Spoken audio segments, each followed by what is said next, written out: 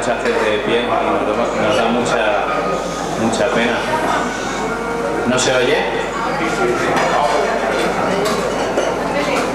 La tele.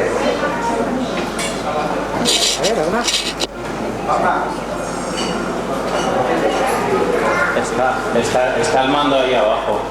Si le podéis bajar la voz.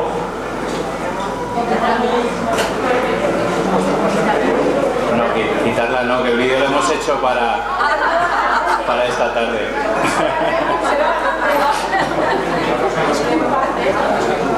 Bueno,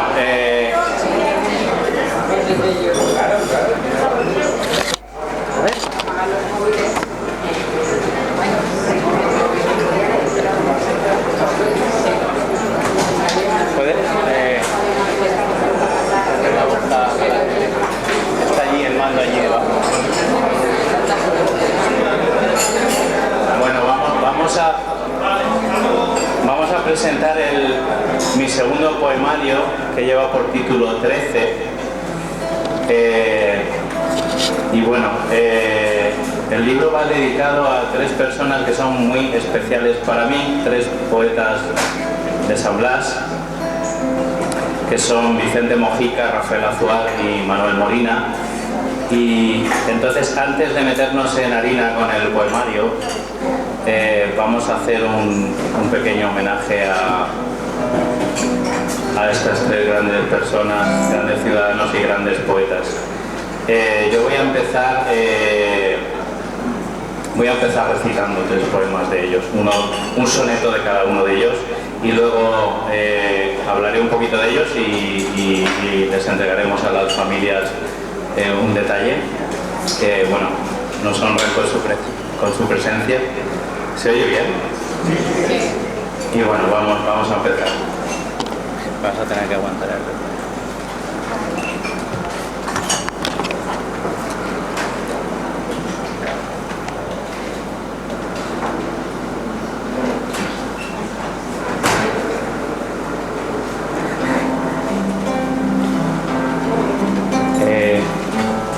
Voy a leer un soneto de Manuel Molina y dice así: cada letra que escribo es una herida en mi sangre de hombre permanente. Cada letra que escribo es una fuente de donde emana el tiempo de mi vida. Cada instante que vivo se suicida dentro del corazón de la corriente, de este tiempo transido y transparente, de tanta confusión y tanta huida. Cada palabra tiene su estatura de desnudez completa y absoluta en la estrella fugaz de cada día. Tiene un sabor de cosa agria y dura, una aridez de piedra cruda, enjuta, donde resbala toda la alegría.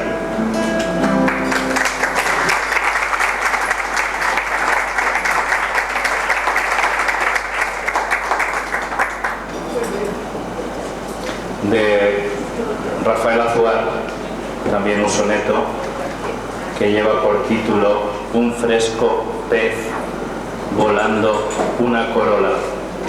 Curiosamente, uno de los capítulos de mi libro 13 lleva por título Corola, y por eso lo escogí. Persigo noche y día lo imposible, un fresco pez volando una corola, un río de levísima amapola, un alma enamorada e invisible. Persigo por el aire inasequible, morada del amor, oh playa sola, nave del conde Arnaldo Silaola, tu brisa de ángel, corazón sensible. Y sueño entre las ondas tu ternura, la mano femenina que una rosa entre mis labios deja dulcemente, y lloro embriagado de hermosura si vienes en silencio tú, amorosa, y derramas cabellos por mi frente.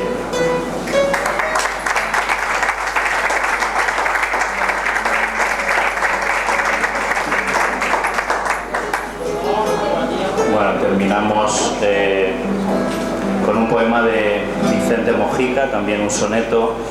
Os dejaré mi nombre.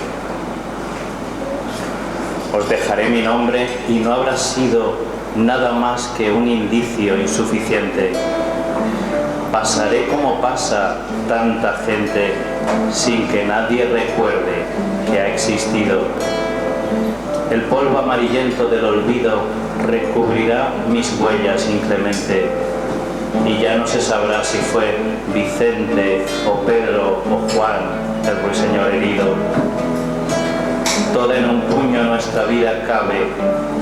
El tiempo es un simún en el desierto que no perdona nada, nada, nada. Tan solo alguien dirá, si es que se sabe, que un hombre estuvo aquí, que ya está muerto y que sangró su voz enamorada.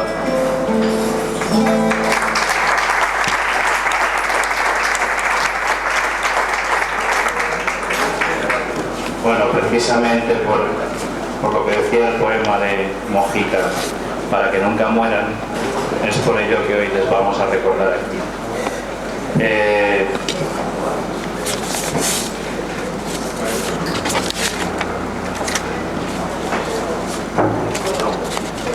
Yo he escrito unas cositas sobre ellos, les la voy a leer.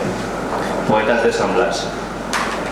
Existe, a mi modo de ver, una única manera de averiguar, y de antemano pido disculpas, pues no es mi estilo el ser tan categórico en mis afirmaciones, cuando un poeta es un poeta verdadero.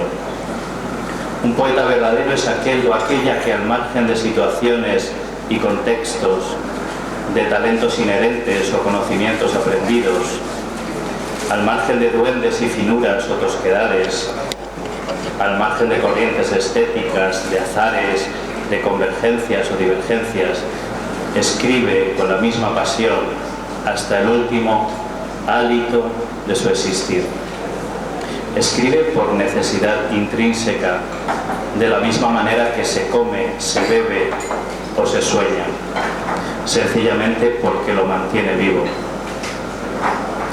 Poeta verdadero es aquel que se sumerge en la palabra y en el verso, como si de salvar su vida se tratase, como el que experimenta un amor incondicional, ciego, intemporal.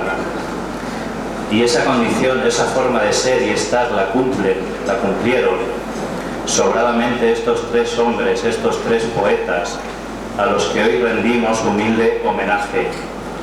Rafael Azuar Carmen, Vicente Mojica Benito y Manuel Molina Rodríguez. Poetas de San Blas. Qué orgullo tan grande es para mí volver a mi barrio a presentar mi segundo libro. Qué alto honor sería si algún día se me considerase un poeta de San Blas. Poetas de San Blas. Grandes poetas con voces bien definidas y contrastadas virtudes, entre las cuales destaco de cada uno de ellos la sencillez, la claridad en la imagen y el misticismo de Vicente Mojica, la sublimación del hastío y el compromiso social de Manuel Molina, y la finura y precisión léxica de Rafael Azuar, este último también magnífico narrador. Poetas de San Blas, integrados en la generación de poesía alicantina de posguerra, se relacionan con escritores de la talla, y nombro algunos ejemplos, de Camilo José Cela, Juan Gil Albert, Blas de Otero, Rafael Alberti, Carlos Sahagún, Vicente Alexandre, Josep Pla, José Hierro, Gabriel Celaya y, cómo no, nuestro poeta más universal, Miguel Hernández. Pero aparte de por ser unos grandes literatos, dejadme que os cuente por qué me parece que son merecedores de ser constantemente recordados y homenajeados. Pues porque fueron ellos, también otros, pero principalmente ellos, quienes vertebraron y removieron junto con el historiador, ensayista y cronista oficial de la ciudad de Alicante, Vicente Ramos, la vida cultural y literaria de nuestra ciudad. ¿Y cómo lo hicieron? Yo he apuntado unas cuantas formas.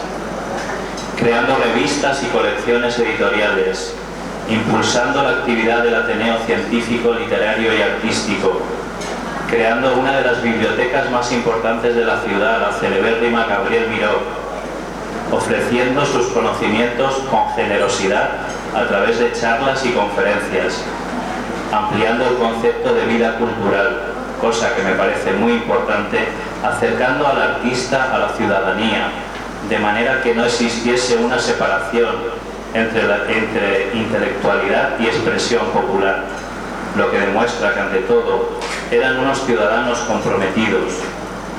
Y también es algo que me parece fundamental, poniendo en valor, sacando del olvido la figura del gran Miguel Hernández. La colección IFAC de Alicante es la primera publicación en España donde aparecen poemas del de Orihuela. ¿Y por qué me parece fundamental este dato? Pues porque cuando en un determinado territorio aparece en cualquier ámbito de la vida una figura importante, a los demás autores les da credibilidad. Dicho territorio se convierte en un escaparate atractivo para los de fuera y a su vez la relevancia de la mencionada figura genera estímulo creador en el resto de artistas. No es mi intención hoy aquí hacer una enumeración exhaustiva a nivel de datos biográficos, anécdotas y méritos artísticos. Hoy para mí los tres son uno, una luz y un impulso en mi corazón de sanblasino y de humilde poeta, un ejemplo a seguir y un estímulo constante. Por lo tanto, os invito a investigar sobre sus vidas y sus obras.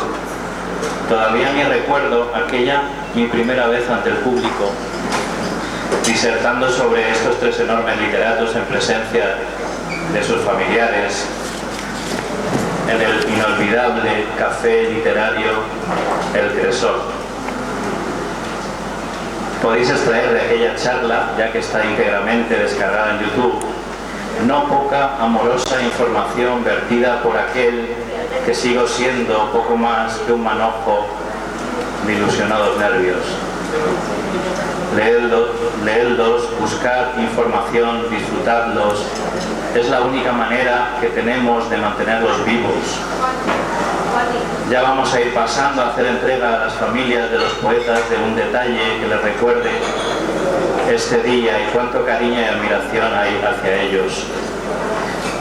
Veréis, yo tengo muchos recuerdos y conversaciones escuchadas sobre ellos. Yo vivía en la calle del poeta Garcilaso número 4, en el piso tercero, en la puerta de al lado de donde vivía Manuel Molina. Me lo crucé por la escalera infinidad de veces, ataviado con su traje, su pipa y su sonrisa de hombre bueno. He jugado en el pasillo de su casa con su nieto y en presencia de Maruja, su esposa. Con Rafael Azuar siempre estaré en deuda. Sabía transmitir el conocimiento como pocos. Fue la primera persona que me habló del ritmo y la acentuación en la poesía. Y aquella revelación, pues más que una enseñanza fue una revelación, ha sido y es hasta hoy la base de mi poesía. A Vicente Mojica no tuve la suerte de tratarlo personalmente. No sé, ¿se ha apagado?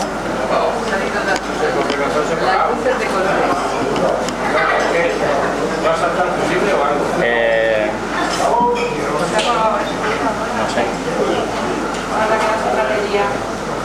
sé. Es el número 13, ¿eh?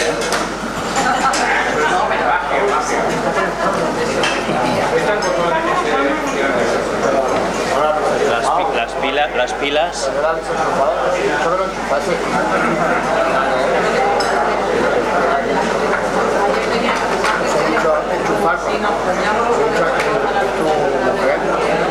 Pero se estaba oyendo y se ha apagado. Ah, vale.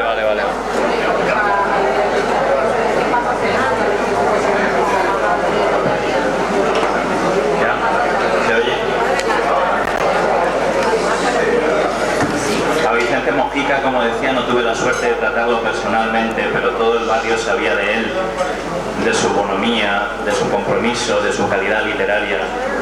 En la actualidad, y ya desde hace más de 20 años, mis padres viven en un piso que fue propiedad de un sobrino de Mojica. Así de cerca.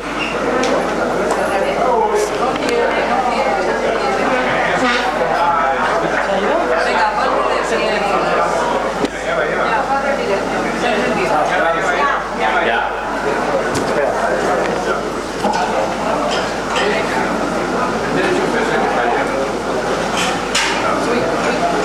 Sí.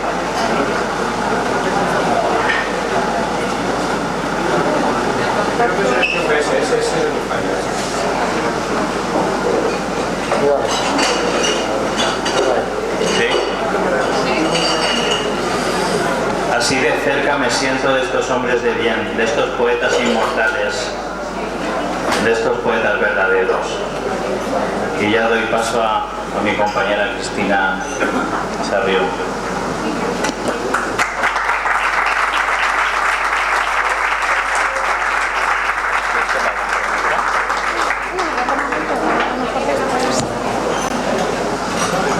Bien, buenas tardes a todas y a todos. Buenas noches ya casi. ¿Se me oye? Sí. Bueno, Luis me lo ha dicho. Digamos que hoy estoy aquí gracias a la charla que él dio en el Cresol sobre los poetas de San Blas, con los que empezamos pues la relación de amistad que nos ha llevado a vivir pues un año.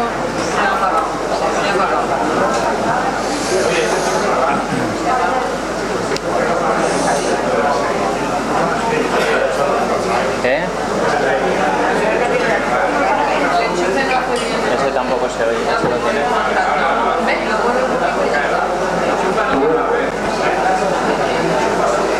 Será el enchufe, cambiarlo de...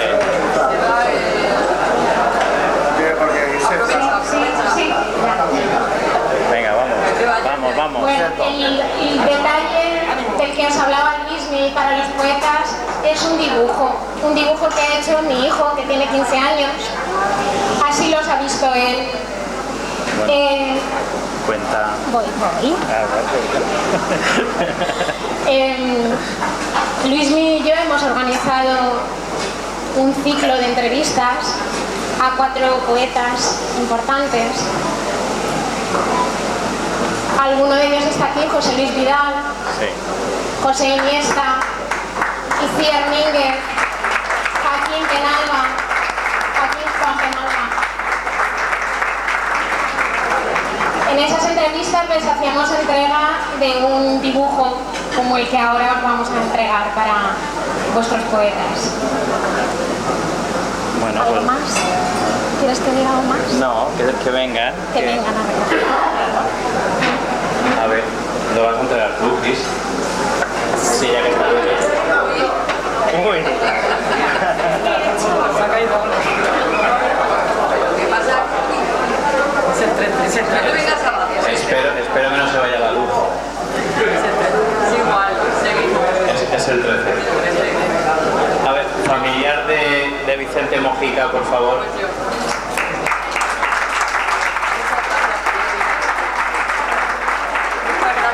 ¿Quiere decir algunas palabras? Es tu oportunidad. Venga.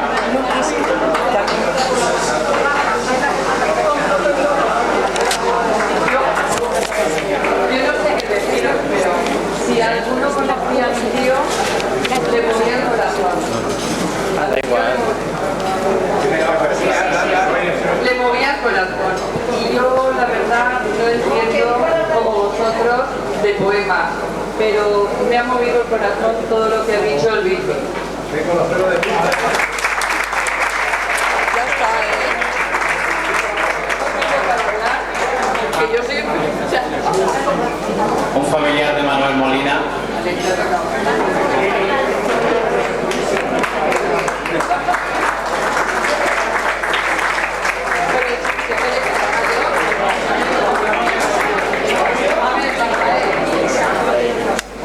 ¿Quieres decir algo? Pues nada más quiero decir que muchas gracias, que nosotros vivimos en San Blas desde el año 51 y mi padre vivió aquí muy a gusto, muy feliz, y estuvo muy contento. Y nosotros, así que muchas gracias a todos. Yo lo que me vergüenza.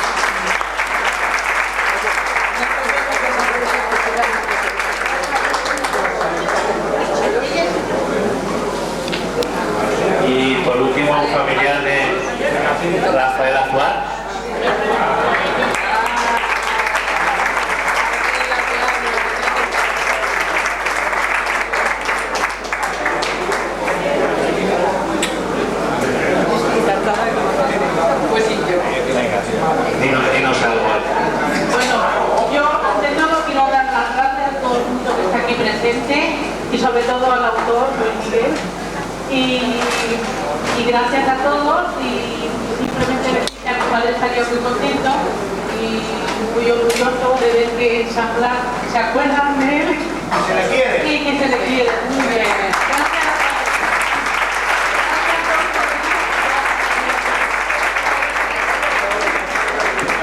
Y gracias también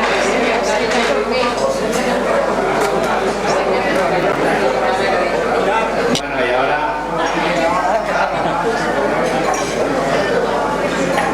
vamos a, como decía Umbral, vamos a hablar de mi libro. Y para eso nadie mejor que Cristina Sarrio, que el año pasado me presentó como 4 o 5 veces. También formamos un equipo muy chulo con Pedro y con César de Que Viene el Lobo, que están ahí. Y bueno, yo estoy encantado, yo siempre me pongo en sus manos porque tengo confianza ciega en ella y no sé lo que ha preparado, pero seguro que está muy bien. Bueno, a ver, yo cuando me dio el libro, bueno, yo lo recibí en agosto del año pasado yo ya tuve el privilegio de empezar a leerlo. Y cuando me pidió que lo presentara, digo, ¿qué más puedo decirle que no le haya dicho ya? Pero el libro da de sí, da para decir lo que diré esta tarde y muchísimas cosas que no podré por cuestión de tiempo y por no aburriros demasiado. Quiero empezar por la estructura del libro, ¿no? Por el formato. Es muy atrayente la portada. De hecho, ayer me enseñaba una fotografía de la Feria del Libro de Madrid, la caseta, una foto de la caseta, y el libro destaca especialmente, ¿no? Por el colorido. Y si vamos al interior, después de esta dedicatoria a los poetas de San Blas, hay otra dedicatoria. Aparece un poema muy fragmentario, apenas tiene 4 palabras, de la poeta griega Safo. Yo le pregunté a un buen amigo mío que estudió clásicas, que es profesor de griego y de latín, si podía facilitarme el poema al que pertenecen estas palabras. Y lo tengo, y lo podrás leer. Y estas palabras pertenecen a la última estrofa. Es una reconstrucción hecha por filólogos, o sea que no sabemos hasta qué punto realmente el poema era así. Pero bueno, voy a las palabras, sobre todo a los verbos. Dice, así imploro, esto quiero. Y no lo sé si es así, pero lo que yo interpreto que quieren decir estas palabras en la página de dedicatorias del libro es que nos suplicas, que nos ruegas de alguna manera a los lectores que entendamos la seriedad con la que escribes, cómo te tomas en serio este juego del poético, y lo haces porque quieres, porque necesitas escribir. Después de estas dedicatorias, la obra se organiza en 5 partes centrales y una parte introductoria y un apéndice. Las partes centrales se titulan tercios, rumiante, espéculo, corola y estiquio. Cada capítulo consta de 13 poemas. Poemas que no titula, poemas que va numerando. Los poemas que forman parte de tercios de la primera parte los va numerando con números arábigos del 1 al 13. Rumiante, lo mismo, pero los números escritos en letra. Espéculo, números romanos. Corola, ordinales. Estiquios, números en griego. Ena hasta Decatreís.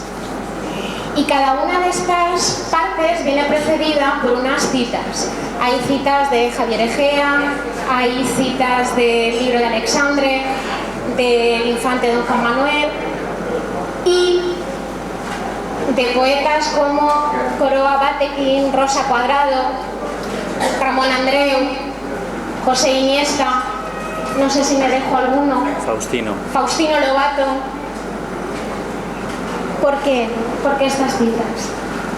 Porque son mis amigos, son los que han estado desde el principio apoyándome. Yo les llamo mis ángeles. Afortunadamente luego han ido llegando más ángeles, pero estos son los primeros.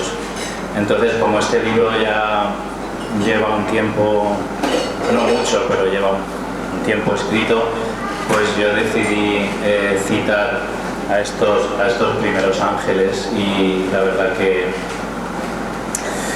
bueno, creo que eso lo debía, han estado ahí y eso siempre está en mi corazón. Bueno, pues precediendo este bloque central del libro de 5 capítulos, tenemos un capítulo introductorio, se titula Acróstico, y como tú dices en la contraportada, te sirves de la estructura acróstica del 13 para transportarnos hasta un estado mezcla de arrullo y seísmo. Estos poemas sí que tienen título. Acerca de los tercios, haciendo referencia al primer capítulo central, Tercios. Sobre el rumiante, haciendo referencia al segundo capítulo, Rumiante. Definición de espéculo, razón de la corola y origen de los estigos. Parece que nos quieres explicar el libro,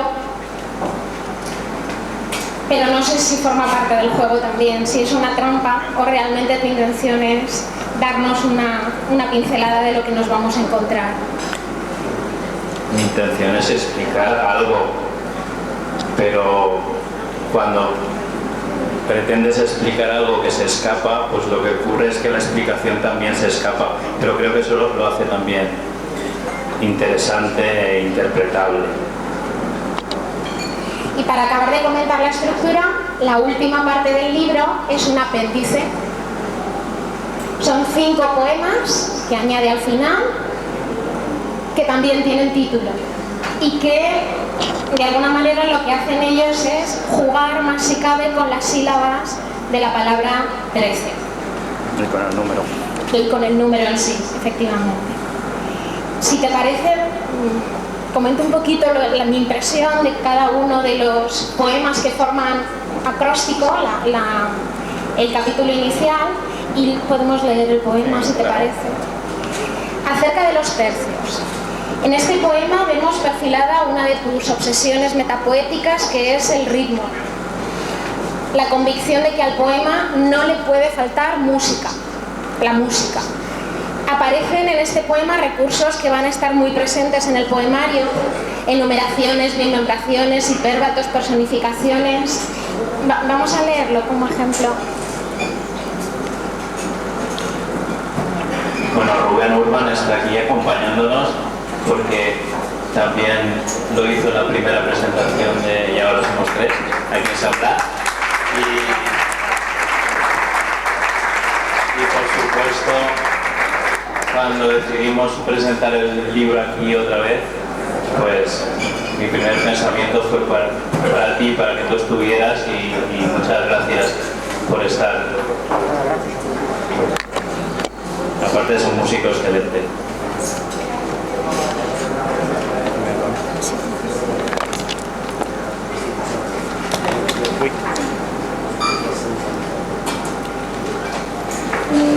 Acerca de los tercios. La métrica, el lirismo, su pared. No es el estambre del verso libérrimo, ni la piel fastiolada en su columna frágil, carne de virtuosos. Es el pretérito su búsqueda en la niebla, coraje de los siglos, andanadas del tiempo. El verso ante su horda de vitrinas, sojuzgando la pausa, el tamaño del cuerpo imponderable. Todo lo que no pudo encandilarnos, latiendo ahora en ecos y espejismos. La métrica nos llama nuevamente, nos recuerda su origen y escombrera.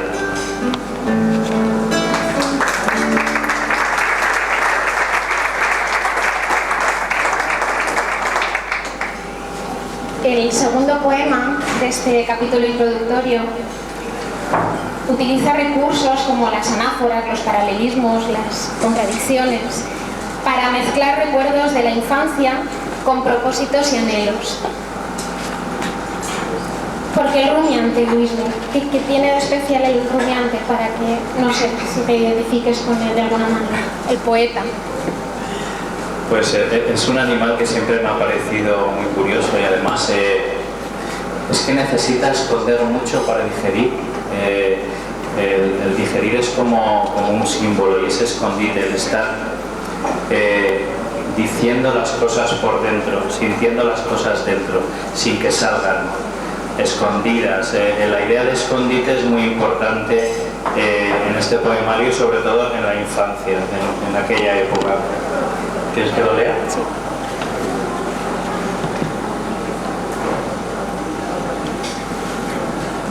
Sobre el rumiante.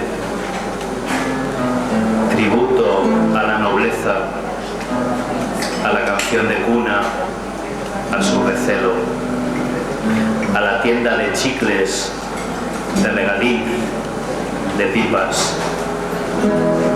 Tributo al Viernes Santo, volantín de carnívoros, a la resurrección y a los cometas que buscan al Creador. El dolor se ha extinguido, aunque perdura.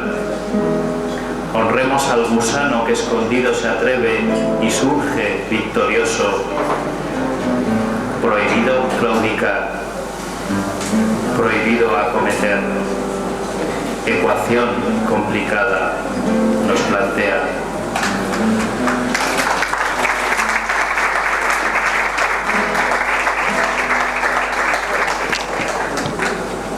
Definición de espéculo es el siguiente.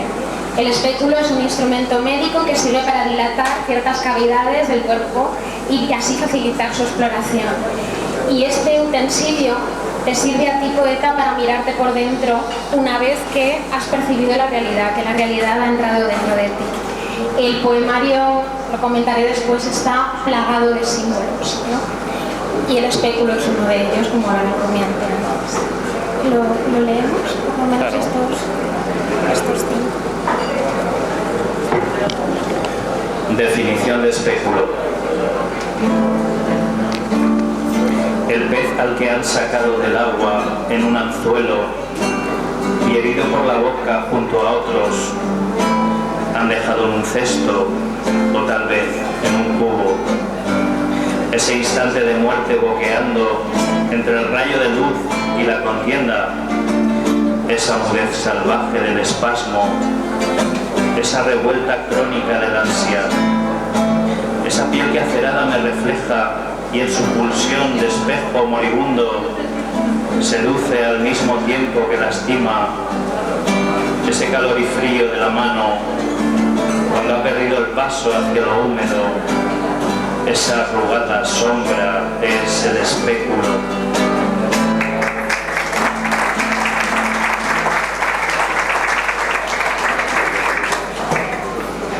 Razón de la corola. La corola es la luna del pétalo.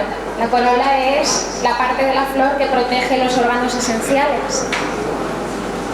En los poemas de esta parte se alude a la necesidad del poeta de sentirse protegido, a la importancia de sentir el calor de un abrazo.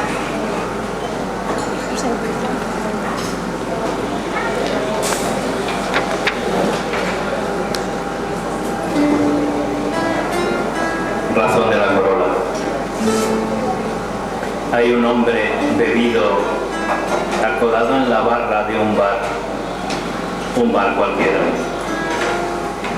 Se siente fracasado, tal vez por eso escribe. Tiene ante sí a una mujer bellísima, sabe que ni lo mirará. Es espantoso este ritual de deshojar la margarita. Me quiero, no me quiero, y así hasta 13 veces. Él desconoce que los pétalos siguen la sucesión de Fibonacci.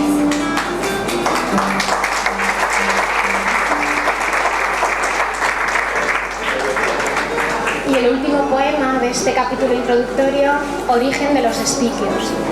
En este poema intercalas haikus entre versos alejandrinos y anuncias un sentido homenaje a los versos alejandrinos, que es lo que vamos a encontrar en el capítulo último del libro Los Estiquios. ¿Lo leemos? Claro.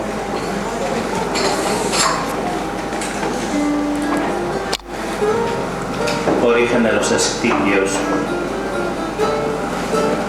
La emperatriz declama salmodia antifonal. Todos los lugareños urden en lo inmutable caricias de unos labios que jamás se escucharon. Filantropía, catedral del asedio, carcaj de sombras. Los ventanales han desaparecido del claristorio. Ciega luz del sat. Se va.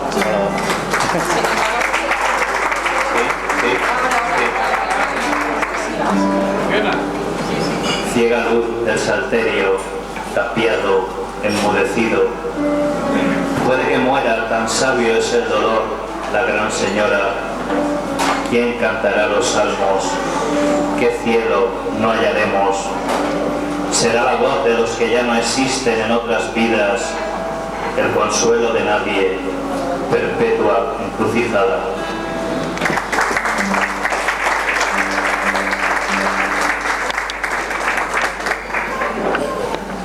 ¿Vamos bien?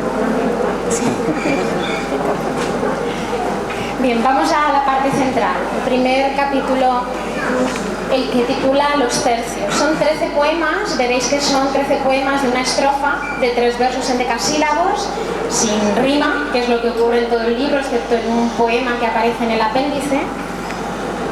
Son poemas con mucha fuerza expresiva y este efecto, en mi opinión, lo consigues en gran parte utilizando recursos, como decía antes, como el polisíndeton, las anáforas, los paralelismos, las elipsis, los encabalgamientos y las enumeraciones, pero prefieres las bimembraciones. Esa obsesión que os comentaba antes por la musicalidad se hace especialmente patente en versos como estos. Como si el tiempo fuese una pregunta que jugaba en su contra sin sintaxis. O bien, prefiero los sonidos al origen. O en el poema 11, un diluvio de ideas asemánticas. Es muy interesante, y esto lo comentaremos después, el uso que haces de los paréntesis. No hay signos de puntuación en este libro. Sin embargo, sí que utiliza algún que otro signo de interrogación, no todas las preguntas lo tienen, pero algunas sí, algunos puntos suspensivos, algún que otro guión y algún paréntesis con diferentes funciones muy interesantes. En este caso en particular, en el último poema de esta primera parte, dice: el número nos habla, nos incita, nos dice la verdad. No lo escuchamos, los números, la magia y el deseo. En el primer verso, incita, in aparece entre paréntesis, ¿no?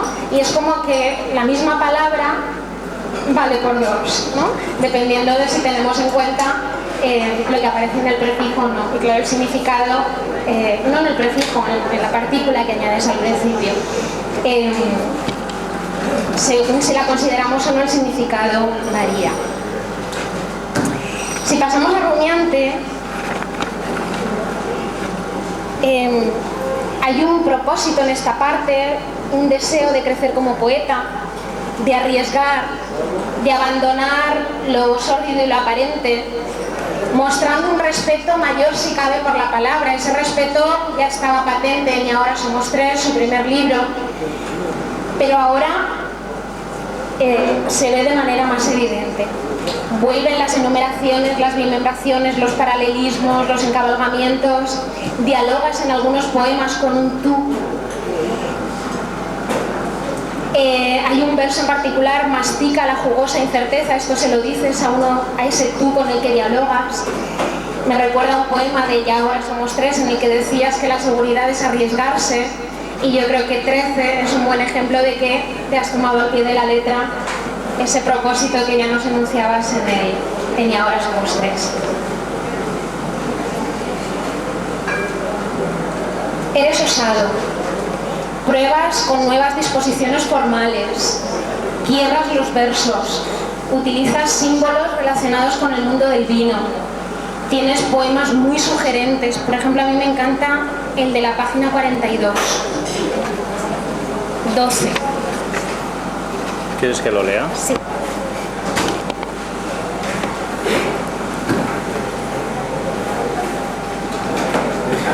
Este viene un poco porque a mí los murciélagos siempre me han parecido que tienen la piel como las alas, como la piel de las brevas.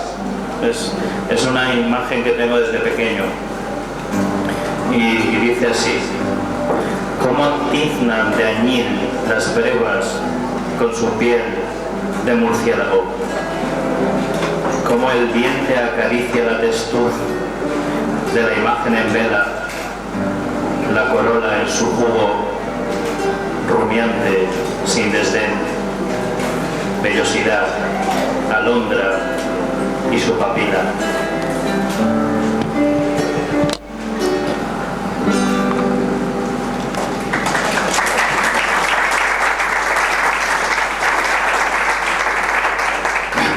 No hace falta aplaudir, sé que son muy cortos, muchos de ellos, así que no merezco los aplausos. Antes de pasar rápidamente a la segunda parte, sí que me gustaría que leyeras el último poema de esta parte, porque de alguna manera introduce otro de los temas del libro. No solamente habla de sus inquietudes como poeta, sino también de las incertidumbres emocionales, ¿no? Entonces este poema último es cortísimo y dice así: y respirar el canto de la gema y despertar después en tu península.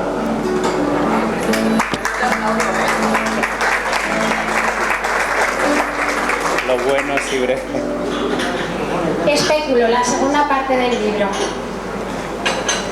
Hay mucha carga simbólica en esta parte. Siguen las disposiciones de los versos distintas, muy originales. Juegas con la tipografía, con los paréntesis. Llegas a identificar la literatura con una mantis religiosa. ¿Quieres explicar por qué? Bueno, porque acaba devorándote, ¿no? Te engatusa, te atrae, te ama y después te devora y corres el peligro de convertirte en parte de ella, que tampoco está mal.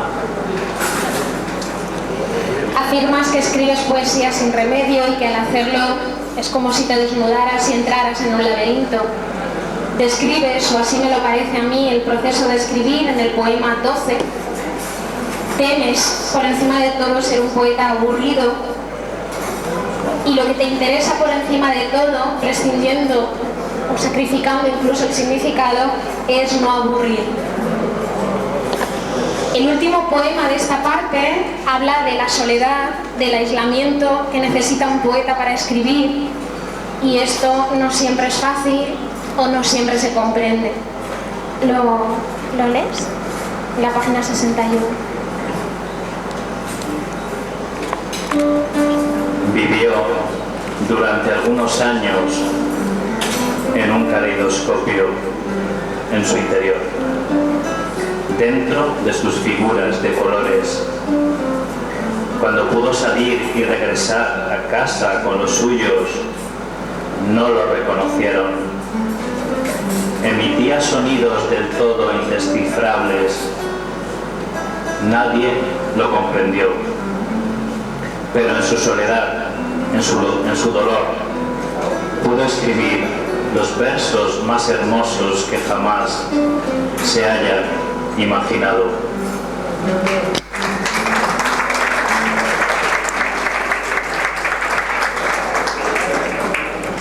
En esta parte, bueno, Luismi presentó el libro en Valencia la semana pasada y tuvo el honor de que la presentación se le hiciera Blas Muñoz. Él comentaba que los poemas de este capítulo tienen un tono denso y algo tupido, y es cierto.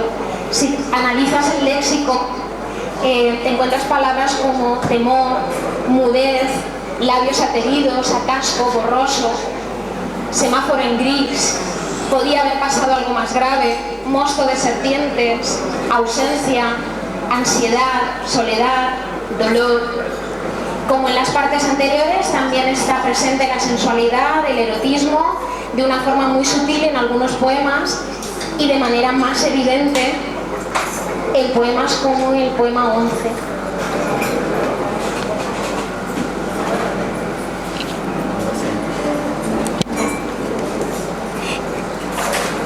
¿Sí o no?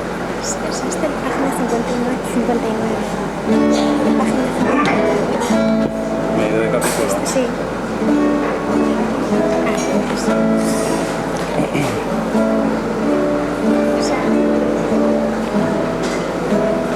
Bueno, es que para ubicaros empieza con... El primer verso es el título de un cuadro.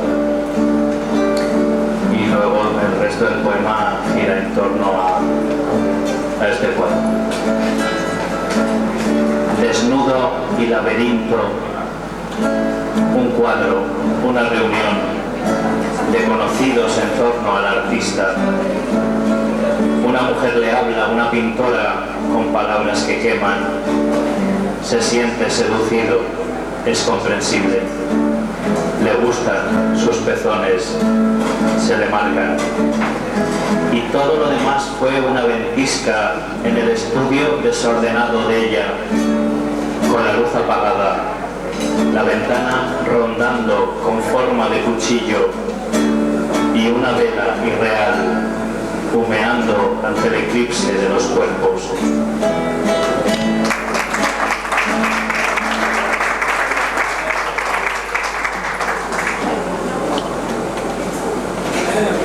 Pasamos a Corola. Corola quizá es la parte, también en Estiquios la hay, pero es la parte con más poemas eróticos.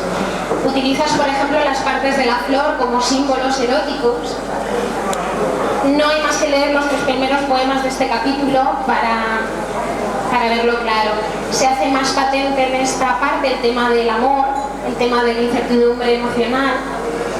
Inicias, por ejemplo, el poema séptimo diciendo nadie escape al desastre del amor. En el poema décimo dices el amor es verdad, pero cuesta encontrarlo, ¿no? Cuesta encontrar la felicidad. ¿Lo lees? ¿Esto?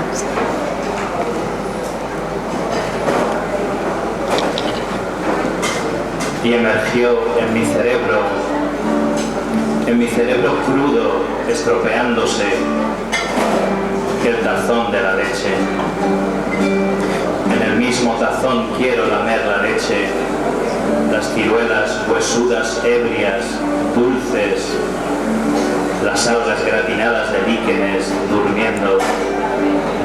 Renuncia, oscuridad y lejanía, las trampas de existir.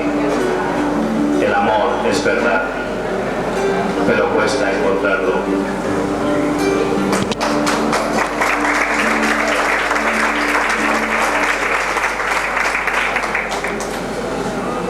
Y si vamos al último capítulo de esta parte central, Estiquios, como os decía antes, los 13 poemas de esta parte son un homenaje al verso alejandrino. En ellos muestras más interés, si cabe, por la parte formal. Divides los versos en dos hemistiquios separados por una cesura de 13 espacios. Y aunque parece que la temática se convierte en algo secundario en estos poemas, o si lo has dicho tú en alguna ocasión, cada uno es como una historia independiente. En estos poemas, por ejemplo, conectas la infancia con la vejez. Ese poema me parece buenísimo, sí. Destacas la duda y el error como necesario. Vamos a leer este primero. Esta conexión de la infancia con la vejez. Se oye demasiada gente, ¿no?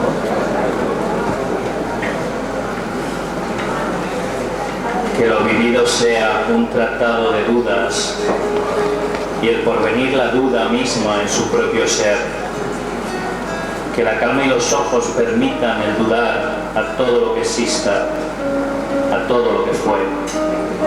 Y el tiempo su fulgor de espejo intermitente una en el mismo haz, infancia y lejanía. Los labios como úlceras serán del cascabel, en la mazmorra o día. Los dientes no estarán, ni tampoco estuvieron. Toda sombra regresa, amplía la memoria, se cierra y desiste. Los cuerpos arrugados devendrán en estrías, del balbuceo hasta la lingüística torpe. La solidez del bípedo marchará sincopada entre el gateo dulce y el pilar de madera, craza de errancia y lapso, ovil, errabundez. Bueno, si quieres, explica que me invento palabras.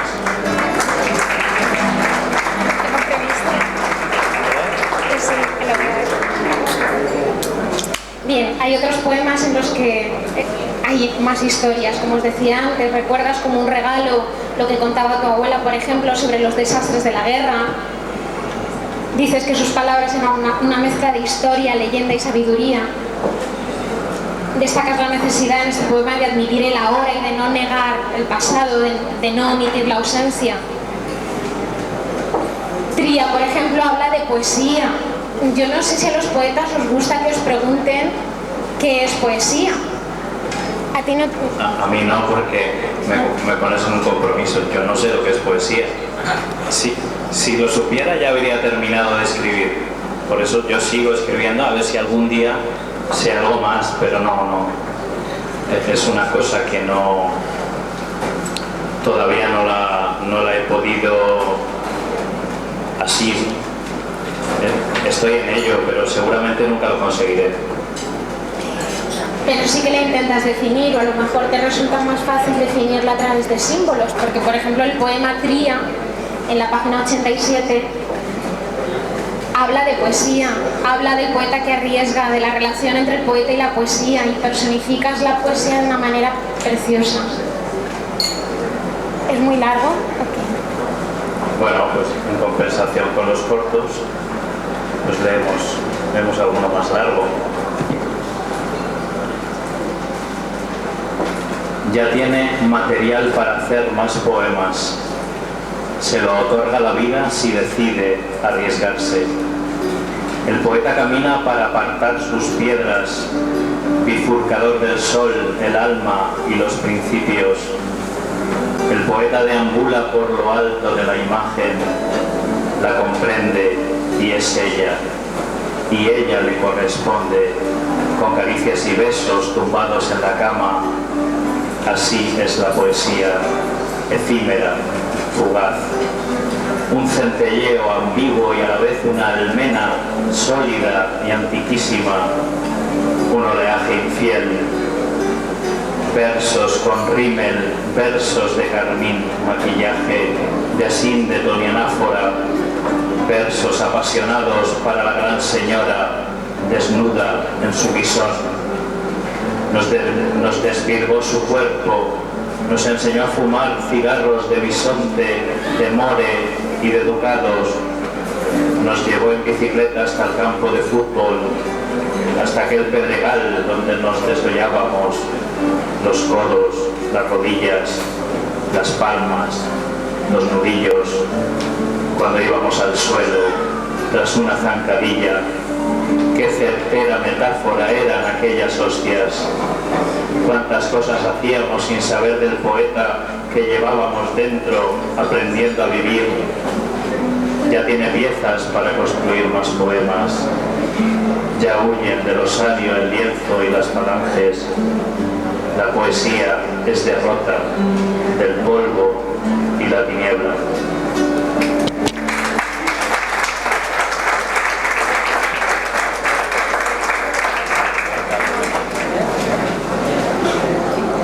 ¿Cuándo descubriste, Luismi, al poeta que llevas dentro? Pues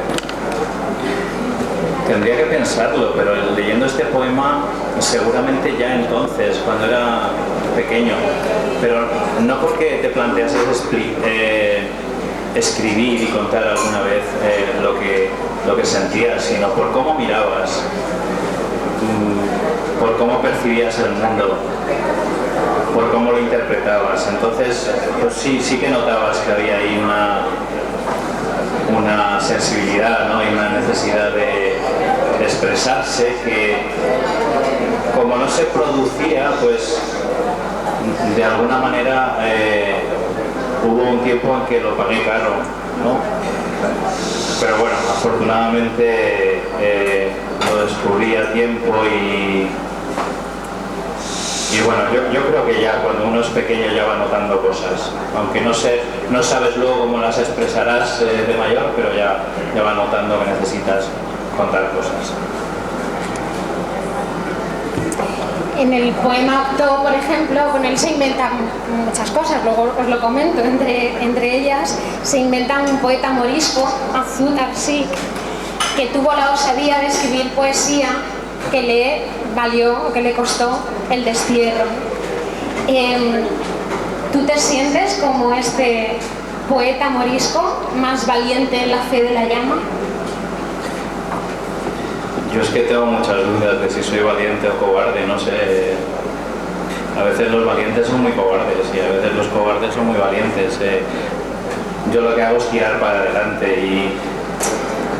A ver, sí que es verdad que cuando en la soledad, en la fe de la llama, como dice el poema, te atreves a muchas cosas, ¿no? Eso es como el adolescente que no se atreve a decirle a la niña que le gusta, que la quiere, ¿no? Y le escribe una nota y ahí, pues, en realidad lo que ha hecho es comunicarlo exactamente igual, pero no se atreve a decírselo a la cara, ¿no?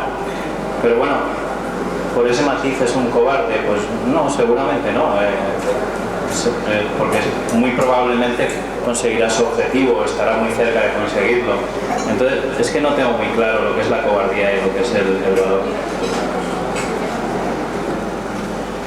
Hay un poema de esta parte que también me impactó por la belleza. Es el poema Ennea. A través del recurso del diálogo en estilo directo, te atreves a dar una definición de poesía nuevamente, y lo haces utilizando en este caso la imagen de un pozo. La poesía sería el brocal del pozo, el verso las paredes, es preciosa esta imagen, la sintaxis, la imagen traspasada de luz borrosa y convertida en metalenguaje, el ritmo, las ondas pausadas del agua, la metáfora, el agua, la exigencia, el balde, el cubo, y la inspiración, la soga. Es uno de los poemas que me han encantado. Tú sigues pensando, como decías cuando presentábamos Y ahora somos tres, que escribir poesía es un oficio, porque yo no lo creo así.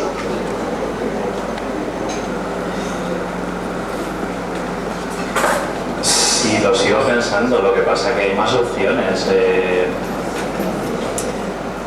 Desde luego la poesía hay que trabajarla, no sé si te lo tomas más en serio o menos, pero bueno, hay muchas maneras de escribir poesía y hay muchas personas que escriben poesía con distintas motivaciones. Yo te puedo hablar de la mía, yo me lo tomo bastante en serio y sí que es un oficio. Además yo eso lo aprendí de personas como don Rafael Azuar, ¿no?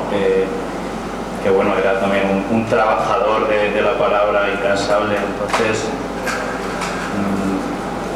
sí, es un oficio, pero hay más cosas.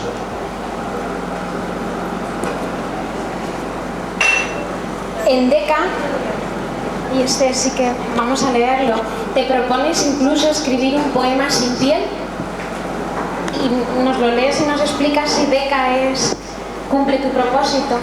Es un poema sin piel.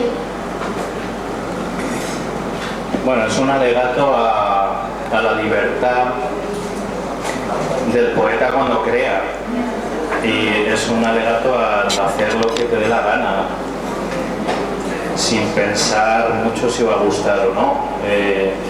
Pero bueno, sí sientes eso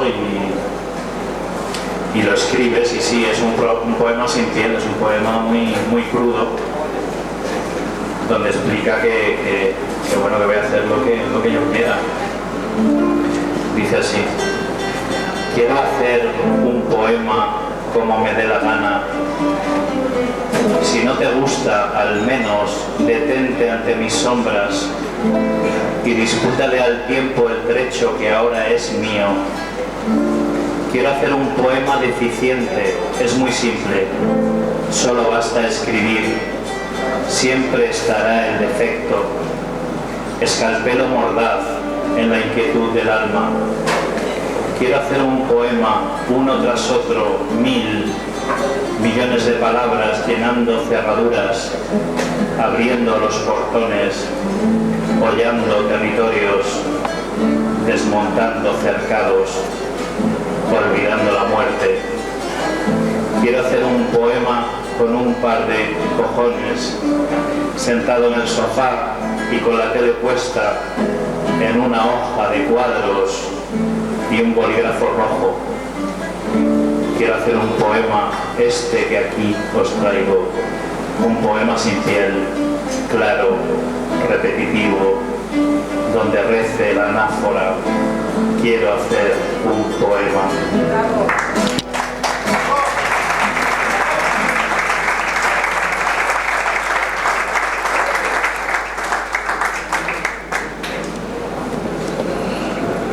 Pasamos al último de esta parte, que en realidad sería el último del libro, Sí. si no hubieras añadido el apéndice. ¿Lo leemos esto? Sí.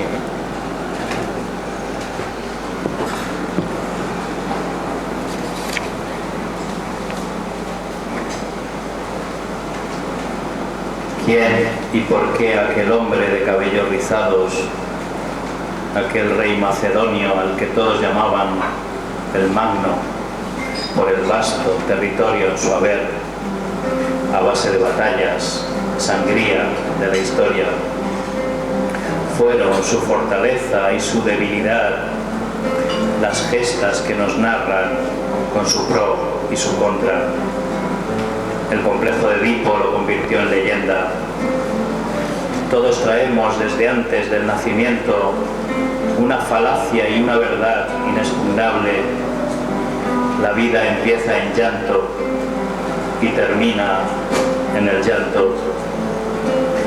En contraste con ese adagio que me invento están las ilusiones, el rosado paréntesis. Una nueva aventura en forma de poemario tomará cuerpo impreso. Ha valido la pena. Comienza alegre el viaje de este libro del 13 que acaba como las películas de End.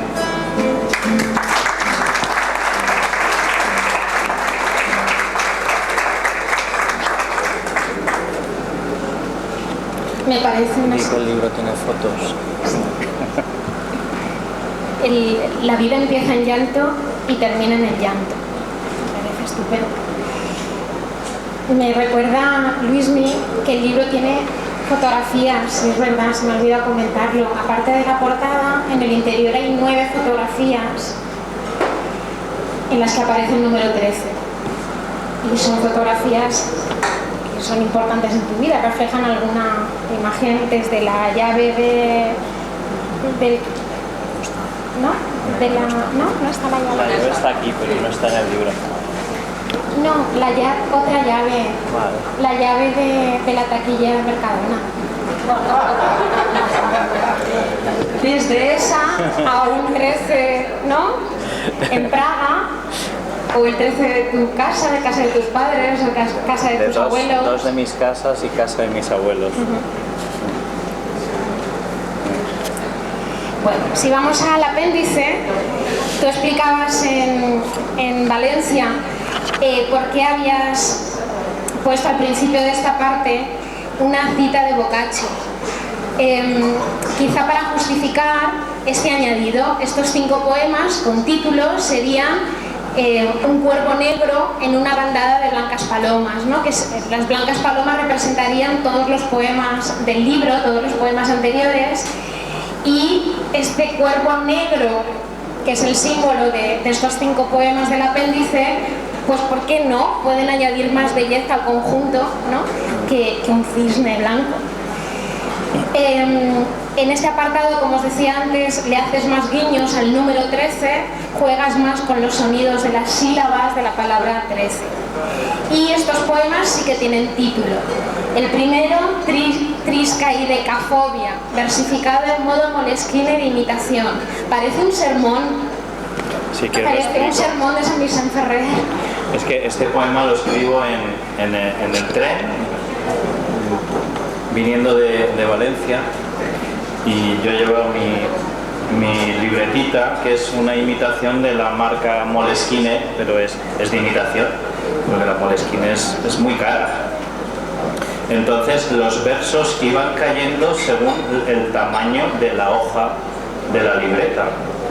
Entonces yo pensé, ya luego en casa lo arreglo y pongo los versos como creo que tienen que estar. Pero luego cuando lo pasé a limpio pensé que no, que lo iba a transcribir tal cual estaba, tal cual habían caído. Entonces por eso digo, está versificado en modo Moleskine de imitación. Me pareció divertido, y entonces, como una de las cosas que yo hago cuando escribo es pasármelo bien, pues se quedó así. Sigue jugando con la disposición de los versos, lo veréis, con la tipografía, la palabra Triskaidekafobia, que también aparece en uno de los versos, la pone en cursiva y dejando un espacio entre cada letra. El uso de los paréntesis también es muy interesante aquí, te sirve, como hemos visto antes, para transmitir 2 significados utilizando una única palabra. Te inventas palabras, porque no existe insuerte, ni que yo sepa existe para suerte. Prejuicios sí, pero las otras 2 no. Pero claro, utiliza los mecanismos de los cuales disponemos en la lengua para crear palabras nuevas, por tanto fácilmente puedes entender lo que significa, aunque sean palabras posibles pero que no existen realmente. Usas también el paréntesis para dar información complementaria, incluso irónica, ¿no? Destaco la ironía con la que nos adviertes que nos cuidemos de los poetas. Sí. Eso es como tirarte tierra encima, ¿no? Es que hay algunos que... Cuidado. No, es una crítica. Yo eso también lo explicaba en Valencia. A mí me gusta someterme a juicio y criticarme y ponerme en duda, porque creo que es la única manera de mejorar. Entonces, pues siempre procuro zurrarme a mí mismo y a todo lo que de cerca. Pues creo que es muy sano. Mientras no te maltrates, pues es bueno hacerlo. Psicodiagnóstico. También a través del recurso del diálogo cuestionas la validez del test de Rorschach para evaluar la personalidad. El test consiste en una serie de 10 láminas que presentan manchas de tinta. Las imágenes tienen una simetría que proviene de doblar la hoja de papel por la mitad con una mancha de tinta en medio, y al volver a desplegarlas, pues este psicólogo fue encontrando perceptos muy sugerentes que daban lugar, por su carácter no figurativo, a múltiples respuestas. ¿Por qué 10 y no 13? También le das caña a los psicólogos, entonces. Raíz cuadrada de 169, que es 13. Las mismas figuras que están presentes en tu poemario y que refuerzan la intensidad. Anáforas, paralelismos, polisíndeton, esos paréntesis que añaden información complementaria o que encierran un diálogo en estilo directo. Cuando era un adolescente de 13 años, el único poema del libro que tiene rima. Recuerdos de su adolescencia, juega con las sílabas de la palabra 13, con las primeras sílabas y las últimas de cada verso. ¿Lo leemos este? Sí, después Rubén nos va a cantar una canción. ¿Cuál quieres? El último. No, el de cuando eras un adolescente. No.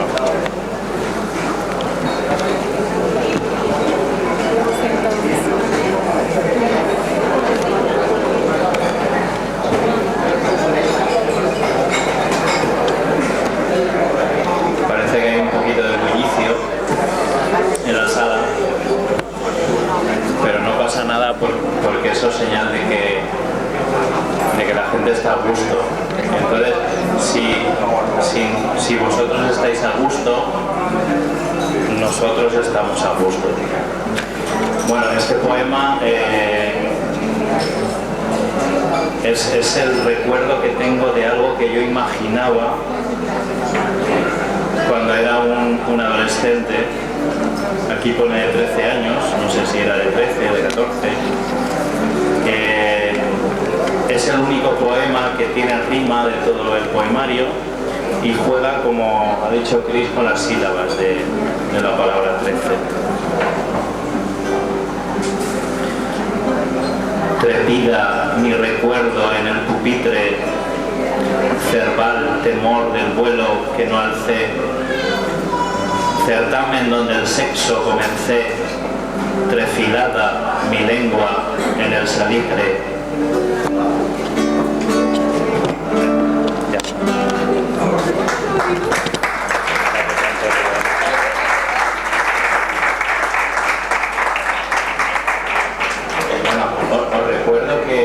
El restaurante de la Sociedad Cultural Deportiva de San Blas ha confeccionado unos menús a 13 euros, distintos menús que los tenéis por ahí encima, y bueno, pues ellos estarían encantados de que los solicitéis si os apetece. Bueno, y ahora Rubén nos va a cantar una canción. Bueno, lo primero, a Luis Mí agradecerle que haya contado otra vez conmigo, porque para mí es un placer poder estar hoy aquí con tu segundo libro. Eso es señal de que las cosas van bien.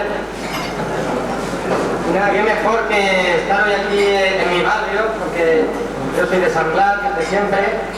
Y bueno, estoy muy contento de que un jueves por la noche, empezando a las 7:30, 8, con todas las cosas que todas estas personas tienen que hacer, y las han aplazado por estar hoy aquí, por dar un impulso a la cultura, por conocer y aprender, que yo creo que es lo que nos hace crecer. Y bueno, como sanblasino que soy, hay que dar las gracias a toda la gente que hay dentro de la barra, la gente que mueve esta sociedad y que cada vez más se está convirtiendo en un espacio cultural en el que podemos proyectar y poder dar visibilidad a toda la cultura que tenemos en este barrio.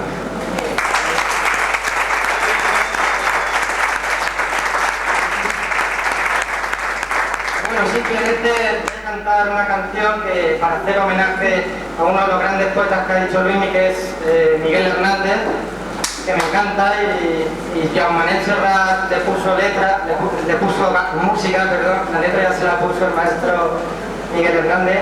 Nada, simplemente unos versos y lo dejamos aquí. Nada, claro, tuyo.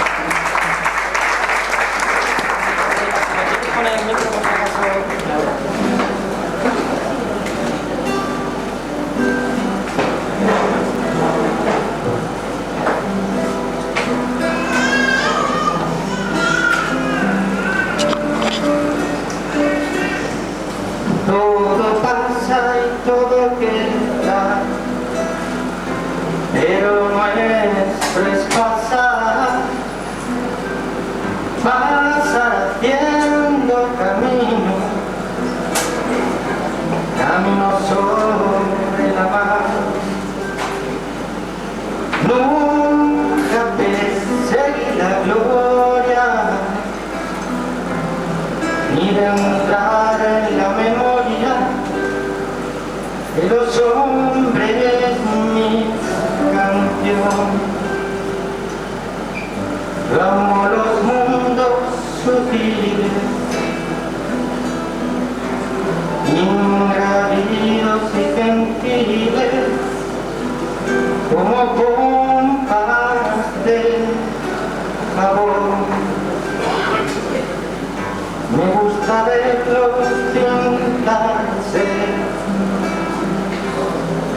emigran a volar bajo el cielo azul temblar, súbitamente quebrarse.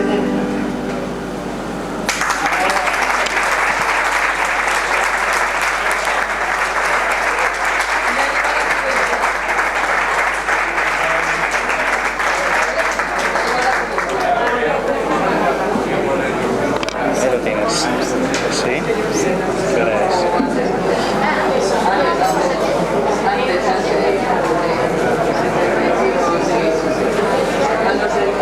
Bueno, vamos terminando. Simplemente quiero acabar con 13 razones por las que, a manera de síntesis, por las que os recomiendo la lectura del poemario 13.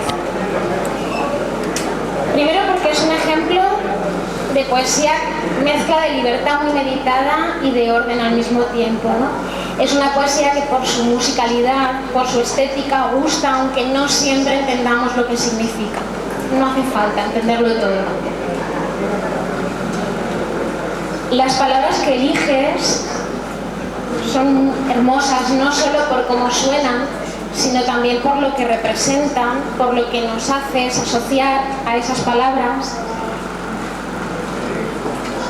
En cierto modo todas tienen algo de onomatopeya, o sea, así lo veo yo. Ya hay palabras que son muy tuyas, que aparecían en Y ahora somos 3 y que también están presentes en 13. Levedad, sed, fulgir, esquirlas, libar. No es un poeta que se acomode. Sientes la necesidad de renunciar a lo que ya te parece fácil. Es como si para ti la poesía llevara implícita la obligación de asumir riesgos, aunque puedas fallar. 13 es una poesía arriesgada. Lorca decía que todas las cosas tienen su misterio y la poesía es el misterio que tienen todas las cosas. Y Claudio Rodríguez dice algo, sé que es un poeta que tú admiras, dice algo que todavía está más próximo a lo que podéis encontrar en 13, y es que el arte verdadero crea algo nuevo porque si no, no es nada. Para mí tu poesía es imprescindible. En 13 me haces fijarme en lo importante que es en un poema lo que se dicen las palabras entre sí, y esto lo puse en una entrada de Facebook anunciando la presentación de hoy porque así lo sentí y porque me recordó a un poema que busqué y encontré de Eliot. Yo creo que siempre necesito citar a este poema cuando hablo de tu poesía, y que dice así: y cada expresión y frase que sea correcta, donde cada palabra esté en su casa, ocupando su lugar para apoyar a las demás. La palabra ni desconfiada ni ostentosa, un fácil comercio de lo viejo y lo nuevo. La palabra corriente, exacta, sin vulgaridad. La palabra formal, precisa pero no pedante. El conjunto completo bailando juntos. Toda expresión y toda frase es un fin y un comienzo. Todo poema es un epitafio.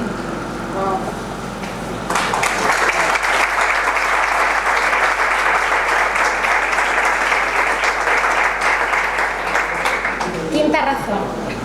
En 13, lo hemos dicho antes, quiebras los versos, juegas con el espacio, lo haces por un motivo estético, porque te gusta, buscas la belleza sobre el papel, creo, pero también por el valor semántico de esa distribución de los versos. El espacio ocupado y también el desocupado por los versos constituye ese signo, esa unidad de significado y de significados que tienen cada uno de tus poemas. Quizás la eliminación deliberada de la puntuación, en Y ahora somos 3 también, ocurría lo mismo, responde a un intento de acercarnos a la realidad del mundo, y la realidad del mundo es compleja, no viene delimitada. ¿Por qué delimitar tus versos con signos de puntuación? En tu búsqueda incansable de nuevas posibilidades, de nuevos retos, utilizas expresiones coloquiales, unidades fraseológicas, algún que otro vulgarismo, y a mí esa mezcla, ese trabajo poético, esa mezcla de registros me parece muy sugerente. Unidades fraseológicas como cambiar de labios de la noche a la mañana, se lo dijo a la cara, no queda más remedio que escribir poesía, ahora escribe a versos sin ton ni son, para más INRI, quiero hacer un poema como me da la gana, nos va la vida en ello, en esa resonancia, si me tocas algo te bajaré la luna, en cuencos resentidos nos pasará factura, afán de medradores, lo pagaremos caro.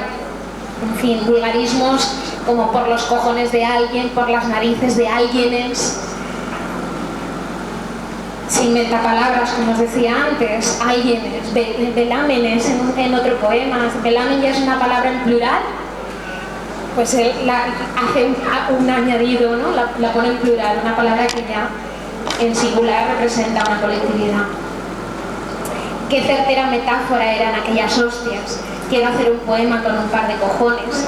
¿Por qué son las palabras tan cabrones? Y todo esto combinado con palabras cultas como fasciolada, espéculo, filantropía, salterio, transhumarte, epidermis, caleidoscopio, espasmódico, meretriz. Los poemas de 13 demuestran que has hecho un ejercicio importante de introspección. Estoy pensando en símbolos como el espéculo o el caleidoscopio. No sé si has conseguido responder a todas las preguntas, supongo que a todas no, pero de 13 se desprenden unas certezas que deben darte la seguridad de que eres un gran poeta y de que tienes ya una voz propia. Por cierto, este proceso de introspección, es como que la realidad entra en ti, pasa por un filtro, empieza a negociar con tus sentimientos, con tu verdad y creas estos poemas tan bellos. Y claro, lo que haces es que los lectores hagamos el proceso contrario. Tienes estrofas, me acuerdo que me comentabas que tu padre leía todos los poemas que escribías y varias veces, y que uno de los comentarios que te hacía es que los poemas están bien acabados. Tienes estrofas finales que son auténticas sentencias, auténticos aforismos, incluso poemas breves que lo son. El consuelo de nadie, perpetua encrucijada. Siempre acorrala más lo deseado que lo que nunca se ha de vivir. Del árbol de los fracasados surge la sed, pues son de sus raíces el fracaso. El hombre antiguo era un poco más sincero. O el mundo se construye sobre un azar científico sereno e inusual. Algún día lo explicaremos todo. ¿Te interesa la precisión hasta la obsesión? ¿Es así? Un poco. Tu mayor aspiración es la eliminación de toda palabra accesoria. La expresión pura, que hoy mejor que nunca habría que buscarla en sustantivos y verbos. Son muy importantes los sustantivos y los verbos en esta poesía. E incluso sustantiviza adjetivos o estructuras adjetivas, con el lo abstractivo. También sustantivizas verbos. Es decir, eso demuestra que los sustantivos son importantísimos en tu poesía. Pues si para ti esto es importante, también lo es para César Vallejo. Blas Muñoz en Valencia veía a César Vallejo en tu poesía.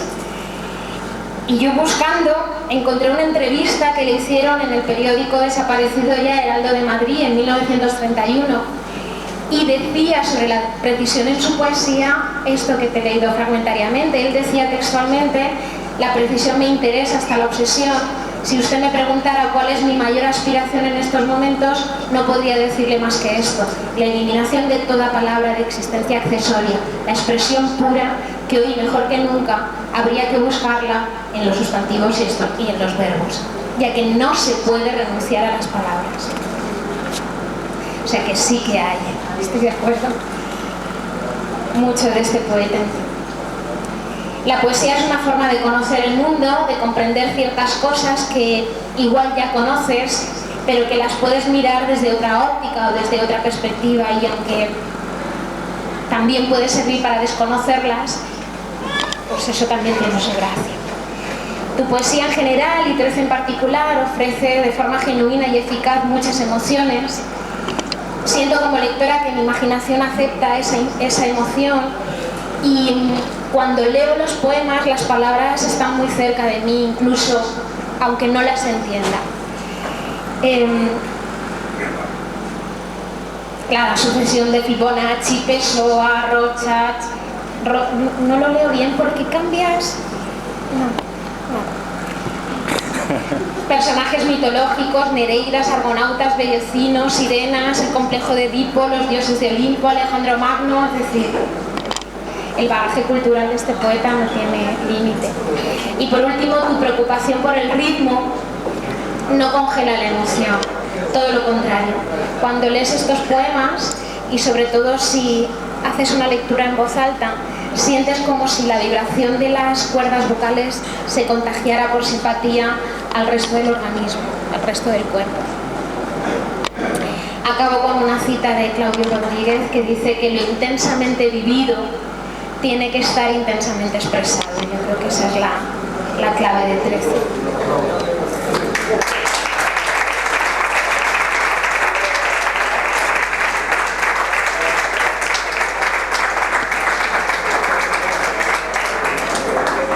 Pues acabamos ya. Volvemos al principio. Muchas gracias a los familiares de Rafael Azuar, de Vicente Mojica y de Manuel Molina. Es un gusto veros aquí. De verdad, seguiremos haciendo cosas. No los vamos a olvidar nunca. Nos dieron mucho a todos los alicantinos y se lo vamos a ir devolviendo poquito a poco. Así que muchas gracias a todos. Me encanta ver el restaurante de la Sociedad Cultural Deportiva de San Blas, aquí, como decía Rubén, nuestro barrio llenito a rebosar. Espero que lo hayáis pasado bien y pues nada, hasta siempre. Bueno, ¿queréis decir algo más? Un abrazo muy grande.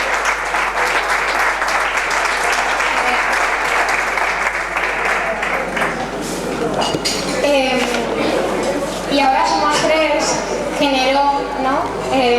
Conexiones artísticas y entre ellas pues generó un cuadro que otra artista que conocí en el Cresol hizo a partir de la lectura de Y ahora somos tres.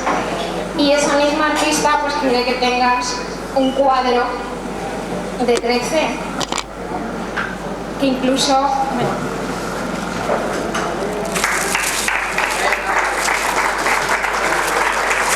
se ha atrevido a ponerle título al cuadro que está detrás. A ver. 13 poemas. Se titula 13 poemas.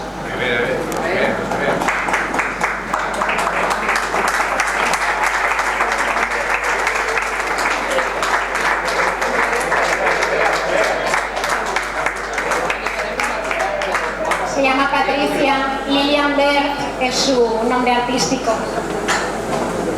El 13 es el motivo central.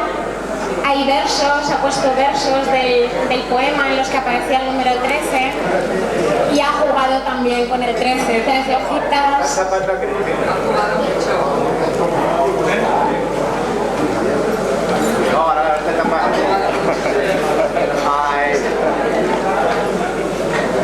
Bueno. Vale, a disfrutar, a seguir disfrutando.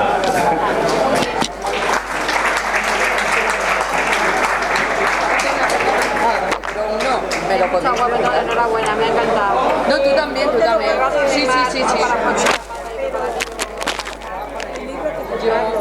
¿Dónde? ¿Te lo puedo comprar ahora? Mira, Maite, Ah, pero ¿te lo podía comprar aquí? yo creo que sí. Vamos allí a comprarlo. Bueno, yo te lo pago. ¿Cuánto vale? No sé. ¿Dónde están? ¿Dónde están? Porque salimos. ¿Estas también? Sí, lo que pasa es que está cobrando allí Chris. Aquí no tenemos Bueno, pues ahora cambio ni nada de eso. Ahora volvemos. No sé dónde está. Allí, al lado de a la entrada.